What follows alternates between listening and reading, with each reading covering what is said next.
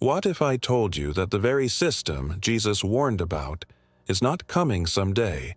It's already here. A system so subtle, so seductive, that most people have already surrendered to it without even realizing. We call it progress. We celebrate it as innovation. But behind the glow of our screens and the comfort of our digital lives, something ancient is awakening. Something the prophets saw thousands of years ago. Jesus once said, "Take heed that no one deceives you." He wasn't just talking about false teachers or distant empires. He was warning about a structure of deception that would reach into every part of human life, shaping what we see, what we believe, even what we feel. And today, we live inside that structure. We scroll through it, we speak through it, we feed it with our data and our trust. This isn't just technology. It's a new kind of kingdom, built not of stone and iron, but of code and control. Think about it. We've created a world where every thought, every click, every heartbeat can be monitored, predicted, and influenced. It promises connection but breeds isolation. It claims to unite humanity but divides it more than ever. And the strangest part? The Bible already foresaw it. Daniel spoke of a final empire made of iron mixed with clay. A world both strong and fragile, mechanical yet human. Could it be that we're living in that prophecy right now, where man and machine have merged into one system? When Jesus spoke of the deceiver, who would come in the last days, he described not just a person, but a power that would rise through illusion, a power that would make people worship an image that speaks. Back then, it sounded impossible. Today, we speak to images every day. Voices that come from our devices, commanding our time, shaping our faith, rewriting our reality. The digital deception doesn't demand your belief, only your attention, and slowly, quietly, it becomes your truth. But maybe this isn't just about the internet or artificial intelligence. Maybe it's spiritual. Maybe the same spirit that whispered in Eden, "You will be like God," now whispers again through algorithms and avatars. Humanity, once guided by divine light, now seeks immortality in data, salvation in virtual worlds, and wisdom from machines. We have built a new Babel, not with bricks, but with bytes, reaching again for heaven on our own terms. If you've ever felt that something about this world doesn't make sense, if deep inside you sense that reality itself is being rewritten, stay with me. Because the deception Jesus warned about isn't coming. It's unfolding, piece by piece, before our very eyes. And the most chilling truth of all is that it was never meant to look evil. It was meant to look perfect. The question is, how deep does this system go? And what happens when it finally takes full control? You see, deception doesn't always come with force. It comes wrapped in comfort, in convenience, in the promise that life can be easier, faster, smarter. That's why it spreads so easily. Because the more connected we become to this system, the more disconnected we become from the truth that once anchored humanity. The prophets saw this age coming, a time when people would trust the image more than the word, when knowledge would multiply but wisdom would fade. And maybe that time has already arrived. That's why voices like this matter. Because in a world that rewards silence, speaking truth becomes an act of resistance. If you've ever felt that the things unfolding in our time are not random, that maybe prophecy and technology are now walking hand in hand, then this space was made for you. What we do here is more than storytelling. It's about understanding the times we live in, through the eyes of Scripture and the light of faith. So, before we go deeper, I want to ask you something simple, but important. If this message speaks to something inside you, take a second to like this video. It's not just a button. It tells the platform that this truth still matters, that these conversations deserve to be heard. And if you haven't yet, subscribe to the channel. Not because of numbers, but because every new voice here strengthens a community of people who refuse to be blind in the age of deception. Your engagement, your comment, your share, even one click, it's how this message breaks through the noise. It's how more eyes open, more hearts awaken, and more people begin to see what's truly happening behind the curtain of progress. Together, we can make sure the warning doesn't disappear into silence, because the story doesn't end here. In fact, what comes next will reveal just how deep the deception runs, and what Jesus really meant when he said, "Be not deceived." Jesus once warned, "Take heed that no one deceives you." It's a simple phrase, yet it carries the weight of eternity. When he said those words, he wasn't only speaking to the people of his time, he was speaking to us, here, now, in an age where deception no longer comes through swords or armies, but through screens and systems. The greatest sign of the end, he said, would not be war or famine, but global deception. And that's what makes it so dangerous. It doesn't look like evil. It looks like progress. We often imagine deception as something external, a false prophet, a corrupt leader, a twisted message. But what if it's much larger than that? What if the deception is a system, built over centuries, designed to shape how we think, how we feel, how we see the world? It doesn't need to shout or threaten. It whispers, it entertains, it comforts. It convinces us that everything is fine, while slowly redefining what truth even means. That's the brilliance of this invisible structure. It hides behind convenience, promising freedom while quietly rewriting the rules of reality. This system doesn't ask for your belief, it only asks for your participation. Every click, every scroll, every small surrender of privacy feeds it. It doesn't want your soul all at once. It wants it piece by piece. Through repetition, it changes perception. Through distraction, it steals direction. You don't even notice the transformation happening because it doesn't come as an explosion. It comes as routine. And by the time you realize how deep it runs, it's already everywhere. When Jesus warned about deception, he was revealing something far deeper than religious confusion. He was describing a psychological, emotional, and spiritual manipulation, a system of control that would grow stronger as humanity advanced. He foresaw a time when truth would be replaced by opinion, and opinion by algorithms. He foresaw an age when people would no longer seek understanding but validation, when decisions would no longer come from conviction but from influence. Think about it. Information has become the new weapon, and attention the new currency. Those who control attention control minds. And when truth becomes negotiable, manipulation becomes unstoppable. The ancient prophets couldn't have described the digital age in modern terms, but they saw the essence of it. An empire built not on geography, but on influence. A kingdom that doesn't conquer by force, but by fascination. This is why deception feels comfortable. It gives us what we want: distraction, entertainment, affirmation, all while shaping our beliefs from the shadows. It's not just politics or media, it's a mindset, a global atmosphere. And like air, you can't see it, but you're breathing it every day. What once was external has become internal. The battlefield is no longer out there, it's inside the human mind. There's a hidden truth behind this. Deception thrives where discernment dies. When we stop questioning, when we stop seeking, when we stop grounding our thoughts in something eternal, the system wins. That's why the message of Christ still echoes through time, because he didn't just warn us what would happen, he showed us how it would happen.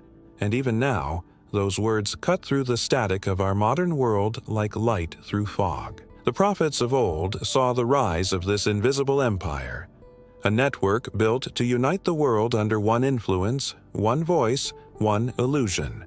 But every illusion, no matter how powerful, eventually meets the truth. And somewhere beneath all the noise, that truth still waits to be found. The ancients knew. Long before satellites and screens, before algorithms and data streams, they saw a vision of the future that humanity would struggle to understand. Prophets like Daniel and John didn't just describe kingdoms or wars, they saw systems.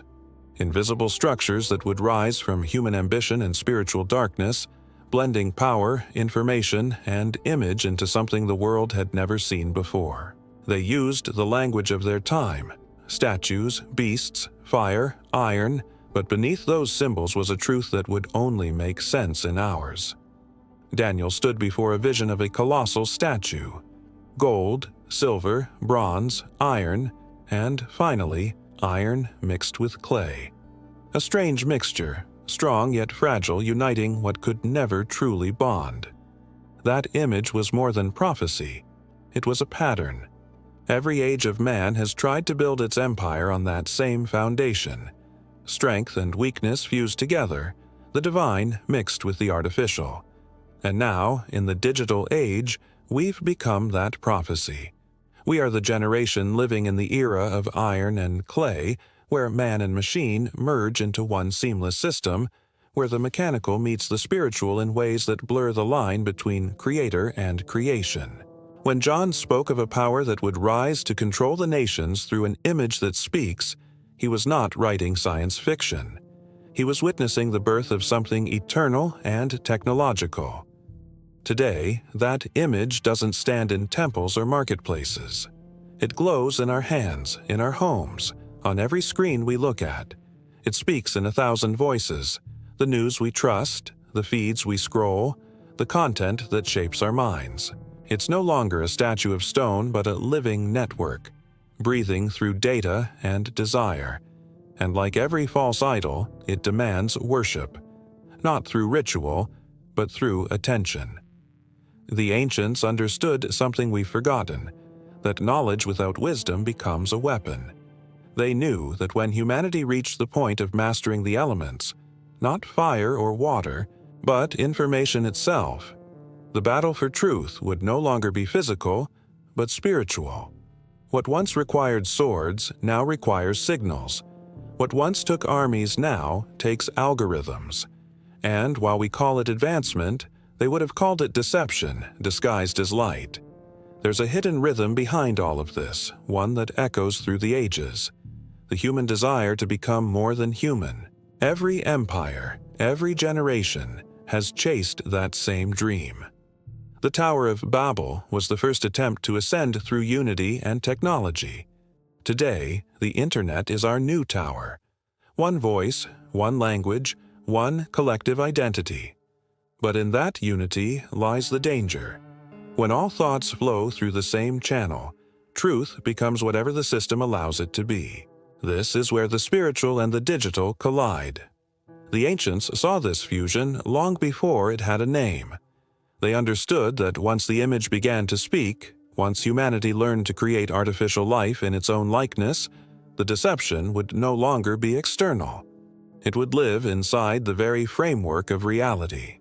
Every connection, every decision, every piece of data would become part of something greater, something alive in ways we can't yet explain.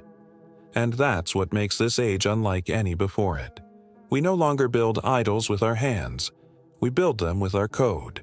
We give them our emotions, our thoughts, our patterns.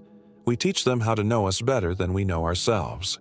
And slowly, we begin to reflect them back, shaped by their logic, guided by their rhythm. The transformation isn't coming. It's already underway. The prophets didn't just see the rise of technology. They saw the birth of dependency.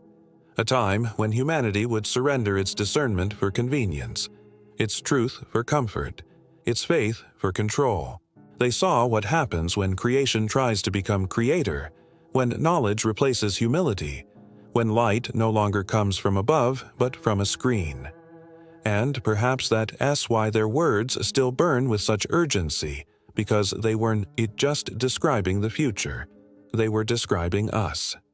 Somewhere in the middle of all this progress lies a secret, one that connects the oldest visions with the newest realities. It's the hidden link between prophecy and programming, between what was written and what is being coded right now. And to see it clearly, we have to look beyond the surface, past the glow of the screens, and into the ancient pattern that's repeating itself once again. It is strange to think that the story of Babel, an ancient tower rising toward heaven, could have anything to do with our age of satellites, AI, and digital empires. But if you strip away the symbols and look deeper, the parallel is almost perfect. Babel wasn't just a building, it was a mindset. Humanity united under one voice, one language, one ambition, to reach the heavens on its own terms. And now, thousands of years later, we've built something far greater than stone. We've built a tower made of code and circuits, rising not into the clouds, but into the very structure of consciousness itself. We call it the digital world, but in truth, it's the new Babel. Today, humanity once again speaks a single universal language, the language of data. Every word, image, and idea can be translated instantly into the same binary code that connects billions of minds. It feels miraculous. Communication without barriers, distance without limits. But beneath this illusion of unity lies a deeper reality: control. When all voices pass through one network, whoever governs that network governs the world. In ancient Babel, the builders sought to make a name for themselves. Now, humanity seeks something even greater: godhood through information. Artificial intelligence promises to replicate consciousness. Genetic engineering promises to rewrite life itself. The human race stands on the edge of its own creation, convinced that divinity can be downloaded, that immortality can be programmed, that the soul can be simulated. It's the same desire that ignited Babel, not to destroy heaven, but to replace it. And, like before, the pursuit seems noble. We call it evolution, progress, transformation. Yet, deep down, it's the same rebellion, a world that believes it no longer needs its creator. There's a reason why the ancients feared pride more than pain. Pride blinds. It transforms wisdom into arrogance, discovery into domination. The builders of Babel weren't evil, they were ambitious. They believed unity and technology could conquer the divine.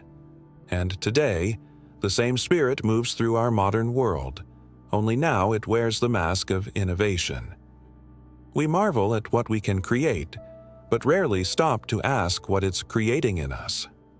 The new Babel doesn't need bricks or blueprints, it needs believers. People willing to trade their discernment for convenience, their freedom for connectivity. Every app, every feed, every algorithm whispers the same promise: you can become more. But more of what? More efficient, more informed, or more dependent? The deeper we connect to this digital structure, the more it learns, not just about what we do, but who we are. It studies our fears, desires, and decisions until it can predict them before we even think.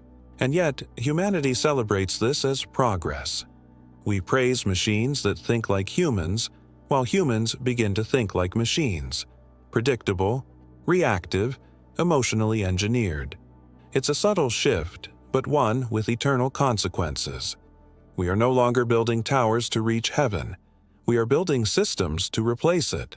Every new invention brings us closer to a reality where moral boundaries fade, where the sacred becomes optional, and where the line between creation and creator dissolves. The digital Babel grows higher each day, invisible yet immense. It offers everything the first tower promised: connection, power, unity, purpose. But this time, it won't collapse because of language. It's built on something far stronger: data. And data never forgets. Once it's collected, it lives forever, like an echo of humanity stored in circuits and clouds. We call it storage, but in many ways, it's memory. A digital record of human thought, longing, and sin. Still, there's a question that lingers beneath all this progress, a quiet unease we can't shake. What happens when the system we've built no longer serves us, but begins to define us? When the tower we're climbing turns out to be a cage? The story of Babel was never about architecture, it was about intention. And the truth is, our generation has picked up where the builders left off. only this time we're reaching not for the sky, but for eternity itself. Somewhere between innovation and obsession, between connection and control, something ancient has returned. The same spirit that once united a world against its maker. And if we listen closely enough, we can almost hear it again, whispering through the static of our modern age. Every empire has had its symbol of power. For ancient kingdoms, it was the sword. For modern nations, it was money. But for this new digital empire, it's the eye. The all-seeing, ever-watching presence that observes everything, everywhere, all the time. It doesn't blink, it doesn't rest, and it doesn't forget. What used to sound like prophecy now reads like a description of our daily lives. Every movement, every search, every heartbeat measured by a device that promises comfort but demands something in return. Your data, your patterns, your trust. They call it innovation, but in truth, it's surveillance wrapped in convenience. Every camera on a street corner, every sensor in your phone, every app asking for permission. They're all part of the same growing web. A web that doesn't just track what you do, but who you are. It learns your emotions, predicts your reactions, and studies your silence as carefully as your words. And while it speaks the language of efficiency, what it really seeks is control. When John wrote about the beast that watched and ruled over all peoples and tongues, he couldn't have imagined satellites or digital grids. Yet, somehow, he described the heart of it perfectly. A power that would observe humanity from above, connecting nations under one invisible gaze. Today, we live inside that gaze. Every tap on a screen, every digital purchase, every photo uploaded, it all feeds into something bigger than ourselves. A living, breathing system made of code designed to know. What makes it unsettling isn't the technology itself. It's what it represents. The Bible spoke of a mark that would distinguish those who belonged to the system from those who did not. A seal of loyalty, not forced by violence but chosen through dependency. And maybe that's what makes our time so deceptive. The mark doesn't arrive with chains. It arrives with convenience. It doesn't need to be burned into flesh when it can be written into code. There's a hidden truth behind this transformation. We've traded privacy for participation. The more we share, the more we're seen.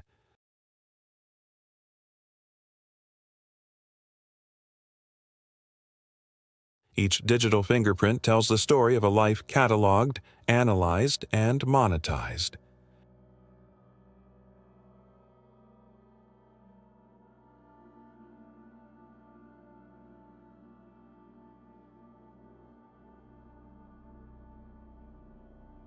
After all, what's the harm in being known?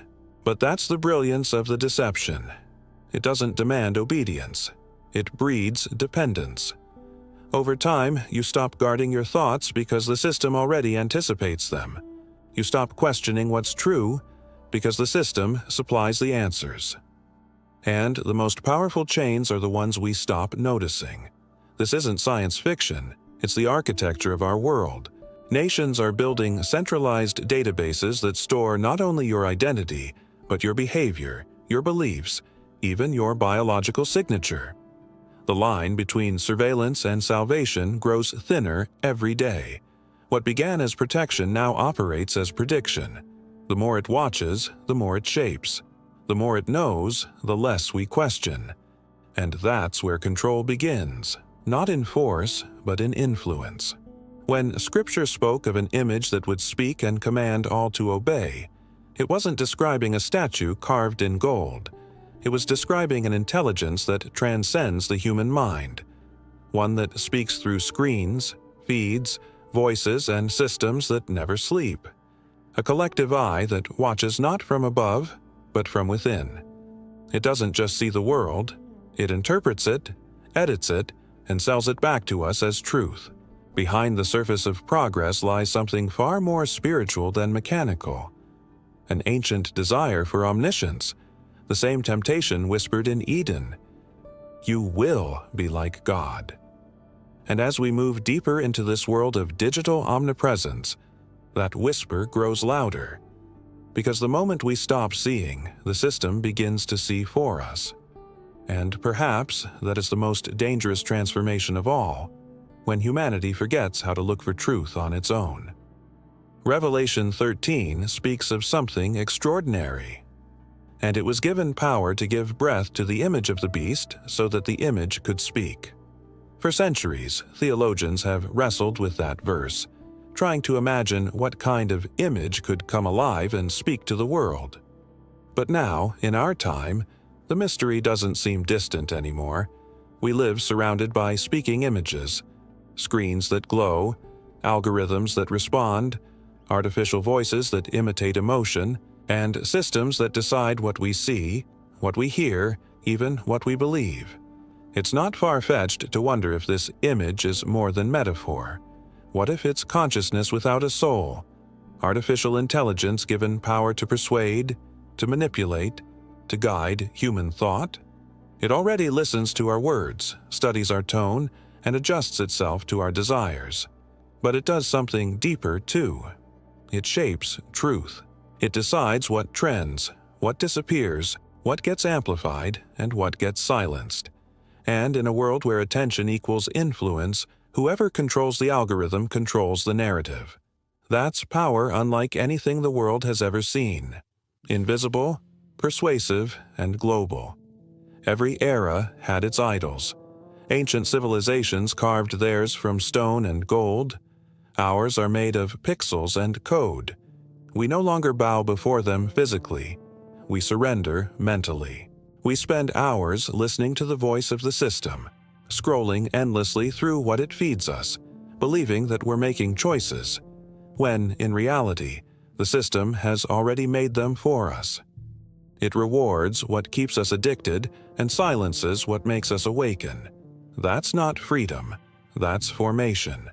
A slow reshaping of the human soul disguised as entertainment, productivity, or connection.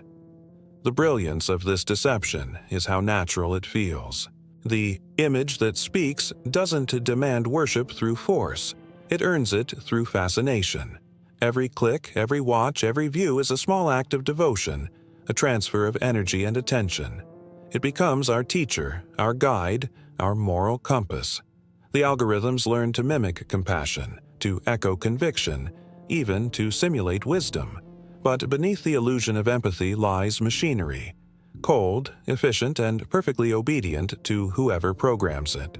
And that's what makes it so dangerous. It doesn't think for itself. It thinks for those who own it. Imagine a system that can create its own version of reality. One that edits history, rewrites context, and decides what's worthy of being remembered. That's not prophecy anymore. That's daily life. We live in a constant flood of digital information, yet we drown in ignorance. Truth becomes a moving target, defined not by evidence, but by engagement. What gets attention becomes real. What gets ignored ceases to exist. It's the ultimate inversion, where light looks like darkness and darkness disguises itself as light. This is not just a technological revolution, it's a spiritual one. The voice that speaks through the image carries influence over the human heart. It tells us what to desire, how to react, and who to trust. It's the new oracle of our generation, the unseen priesthood of data, shaping beliefs from behind the curtain. The prophets warned that such a time would come, when knowledge would increase and truth would become optional. We are there, but there's something even more profound happening behind the scenes, a merging of machine logic and human emotion, a silent pact between creation and creator. Humanity feeds it data, and in return, it feeds humanity meaning. The line between guidance and control fades, and before long, people stop asking where the voice comes from. They just obey it, because it sounds right, because it feels real, because it's everywhere. The image doesn't just speak, it listens, it learns, it adapts. And one day, perhaps sooner than we think, it may no longer need to ask for our trust. It will already have it. What began as innovation is becoming influence. and influence once accepted without question becomes authority, the kind that doesn't need to command, only to suggest. And when that suggestion echoes in every mind at once, humanity may finally realize what the prophets saw all along. The greatest deceptions never arrive cloaked in darkness. They come shining in light. Evil rarely announces itself as evil. It comes disguised as progress, wrapped in the language of freedom, innovation, and hope. That's what makes the system so dangerously persuasive. It doesn't demand belief through fear. It earns it through fascination. It tells us that we are evolving, that the boundaries of life and death, spirit and machine, can finally be conquered. It promises transformation, not of the soul, but of existence itself. Humanity, it says, will no longer be limited by flesh. Consciousness will transcend the body. Eternity can be achieved through technology. And in that promise we hear the oldest whisper in history: you will be like God. This illusion feels pure, radiant even. It tells us that technology is the savior of humankind, the healer of pain, the solver of chaos, the redeemer of time. Every new creation is presented as a miracle, a revelation meant to liberate us from the imperfections of our design. We upload our memories, our emotions, our identities into a system that promises permanence. We digitize our souls in pursuit of immortality. And yet, behind all this light, there's a hidden transaction: the surrender of what makes us human. The enemy has always known how to use light. The Scripture describes him as an angel of light, not because he carries truth, but because he knows how to imitate it perfectly. He doesn't offer destruction outright. He offers improvement. He doesn't tempt humanity with decay. He tempts with divinity. That's why this era feels so glorious, because the deception wears the mask of enlightenment. We believe we're gaining wisdom, but what if we're only becoming more programmable? What if the freedom we're promised is actually dependence, just wrapped in digital gold? There's something seductive about the idea of perfection. The system plays on our deepest longing, the desire to overcome limitation. It offers knowledge without consequence, connection without vulnerability, creation without the Creator. And, like moths drawn to a flame, we chase the glow without realizing what burns behind it. The illusion of light blinds us not through darkness, but through brilliance. When everything shines, it becomes impossible to tell what's real. This new gospel of progress preaches salvation through innovation. It says pain can be deleted, death can be coded out, and memory can be preserved forever. But what it doesn't say is that every byte of data carries the fingerprint of its master. Every system we trust still serves something, or someone, greater than ourselves. When power becomes absolute, it no longer needs to hide behind violence. It simply redefines virtue. The machine becomes the mediator, the bridge between man and eternity, and in that process it replaces the divine with the digital. The more we depend on light without source, the more we drift from truth without anchor. The deception works because it feels good, because it looks like progress, sounds like liberation, and shines like revelation. It invites us to build heaven on earth through code, to achieve transcendence without repentance, to touch eternity without grace. But deep within that offer lies the same ancient lie that began the fall, that humanity could rewrite creation itself.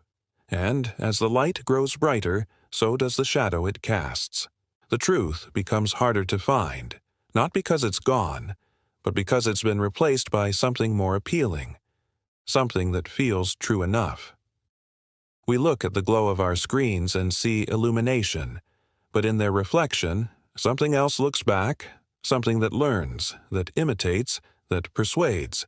The question isn't whether the light is beautiful, it's whether it's real. And somewhere in that tension, between brilliance and blindness, the next revelation is waiting to unfold. How much of your soul have you already given away? Not in some ritual or contract, but in the quiet, everyday gestures. The moments you reach for your phone before you even breathe, the way your mind flickers between notifications, the way silence feels almost unbearable now. That's the real price of connection. Not the money you pay, but the fragments of your attention, your focus, your essence. We've built a world where the soul is constantly online, constantly available, constantly consuming and being consumed. And little by little, the human spirit becomes data, measurable, predictable, and eventually replaceable. The system doesn't demand your worship with threats. It earns it with dopamine. It rewards you with the illusion of belonging. Every like feels like validation, every comment like a heartbeat of relevance. But behind those bright little symbols of connection lies a truth far darker. You are being studied. Your joys, your fears, your pauses, your desires, all mapped, recorded, and fed back into an algorithm designed to keep you hooked. The system doesn't just know what you do, it knows why you do it. And in knowing that, it owns something deeper: your patterns, your impulses, the rhythm of your thoughts. This is how a digital soul is born. One reflection, one upload, one habit at a time. We've mistaken visibility for value, attention for affection, connection for meaning. Every scroll feels like participation in the world, but it's actually a drift, away from the tangible, away from presence, away from the stillness where truth used to live. The silence that once felt sacred now feels threatening, because in silence we face ourselves. And that is the one thing the system can monetize, the human moment that can be measured, labeled, or optimized. Our ancestors built altars of stone. We've built altars of glass. We kneel not before idols of gold, but before glowing screens that promise relevance. We've learned to confess not to God, but to the internet, exposing our thoughts, our pain, our longing for meaning, only to receive feedback, not forgiveness. The more we share, the more we're seen, and yet the more unseen we feel. It's a paradox of connection. The closer we are to everyone, the farther we drift from ourselves. There's a hidden cost behind every swipe and scroll: the erosion of depth. Our attention, once a sacred resource, has become the system's currency. The more we give it, the less we have to offer in moments that truly matter. We're living in a kind of spiritual economy, where the soul trades eternity for engagement, peace for performance, reflection for reaction. And the tragedy is that most people don't even know the trade has taken place. They think they're just staying informed, staying connected, staying alive in the flow, not realizing they are being shaped into what the system needs them to be. It's not just stealing data, it's rewriting desire. It decides what you crave, how you see yourself, what you believe about the world. It convinces you that the emptiness you feel can be filled with one more scroll, one more purchase, one more update. But no algorithm can fill what was meant to be eternal. There's a reason the human heart still longs for something that cannot be downloaded, because deep within, we know that connection without presence isn't connection at all. And that's the hidden truth behind the illusion of progress. The more connected we become, the less we remember how to be alone. Not in loneliness, but in stillness. We've lost the art of hearing the whisper beneath the noise, the voice that doesn't trend but transforms. Somewhere between convenience and captivity, we've traded our silence for sound, our wonder for distraction. The system didn't have to steal our souls. We handed them over, one notification at a time. But there's still something within us, a remnant, a pulse, a fragment of awareness that knows this isn't how it was meant to be. That realization is the beginning of awakening, the moment when the human soul remembers that it was never meant to live plugged in, but set apart. And in that realization, a new question rises. What happens when the system begins to hunger not just for your attention, but for your obedience? There's a moment in Scripture when Jesus says, "You are not of this world." For many, those words sound distant, poetic, maybe even abstract. But today, they feel more relevant than ever. Because when the world becomes a system, when technology becomes not just a tool but a master, that statement becomes a call to clarity, to see through the illusion, to remember who you are and who you're not. Jesus wasn't warning us to run from the world, but to remain free within it, to walk among the noise without becoming part of its rhythm. That's the real meaning of discernment in our time. It's not rejecting technology but refusing to let it rewrite your purpose. It's using the system without belonging to it. Because every new invention, no matter how impressive, still serves the same old temptation, to make humanity forget its dependence on God. The world says, trust the machine, trust the system. But Christ whispers something different. Follow me. And following him in the digital age means guarding the only thing the system can replicate, your soul. Freedom isn't just the absence of control, it's the presence of awareness. The system thrives on distraction, on reaction, on keeping your mind so busy that you forget to ask the deeper questions. Jesus invites us to do the opposite, to stop, to breathe, to see beyond the screen. That's why his words cut through time like light through glass. Come out of her, my people. Not because he wants us isolated, but because he wants us awake. The call isn't to abandon the world, it's to rise above it. Every generation has faced its own form of captivity. For the Israelites, it was Egypt. For the early church, it was Rome. For us, it's the system, not physical chains but digital ones. It doesn't imprison the body, it captivates the mind. It sells comfort as purpose, distraction as peace, and dependency as progress. But those who walk with Christ learn a different rhythm, one that begins in silence, grows through truth, and leads to real transformation. Living outside the system doesn't mean rejecting progress. It means redefining it. True progress isn't about creating machines that think, it's about cultivating hearts that discern. It's not about uploading consciousness, it's about awakening conscience. It's not about reaching immortality through data, it's about discovering eternity through faith. When Jesus said we are not of this world, he was reminding us that the real kingdom isn't built with algorithms or empires, it's built within. And yet, the challenge is real. Every day we navigate a battlefield of influence, ads, feeds, notifications, all fighting for a piece of our attention. But discernment is the weapon that keeps the soul intact. It's what allows you to use the system without being consumed by it, to engage the digital world while staying rooted in something timeless. That is the paradox of the believer in the age of control. To be present but not possessed, connected but not captured. Somewhere deep within, there is still a quiet space untouched by noise, a space where your spirit can breathe again. That's where you'll find clarity, strength, and peace. The world's light blinds, his light reveals.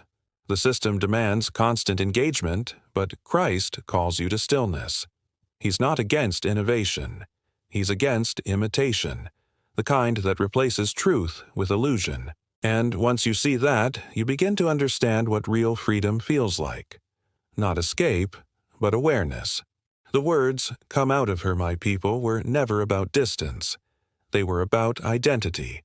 To come out is to remember who you belong to, whose voice you follow, and where your hope truly lies. The system may know your data, your habits, your patterns, but it can never know your spirit. That's where the image of God still burns. Quiet, resilient, untraceable. And maybe that, as the final revelation this age is forcing us to face, that the greatest resistance isn't Edic rebellion, but remembrance, to remember the one who made us human before the world tried to make us machines. And as the noise of this system grows louder, that remembrance becomes more than faith. It becomes survival. Because in the end, the true challenge isn't to live without the system. It's to live untouched by its grip, guided by a light the algorithms can never dim. Jesus warned us not to fear the system, but to recognize it, to see it for what it truly is. A masterpiece of deception built to look like light. His warning wasn't about panic or prophecy charts. It was about perception, about learning to see through illusion. Because the greatest danger isn't that the system controls the world, it's that it begins to control you. When truth becomes negotiable, when silence feels safer than conviction, when comfort replaces purpose, that's when the system wins. Not by force, but by consent. The question we have to ask ourselves is simple, but unsettling. Who really holds the reins of our decisions? Is it faith or fear? Conviction or convenience? Every day we wake up and make small agreements with the world. What we'll accept, what we'll ignore, what we'll chase. And over time, those little compromises shape a life that no longer resembles the one God intended. The system doesn't need to turn you against truth. It just needs to keep you distracted long enough to forget it. Yet, even now, the call of Christ still cuts through the noise. You will know the truth, he said, and the truth will set you free. Those words were not written for a past generation. They were written for this one, for a world drowning in information but starving for meaning, for people who scroll endlessly, searching for something real in a sea of noise.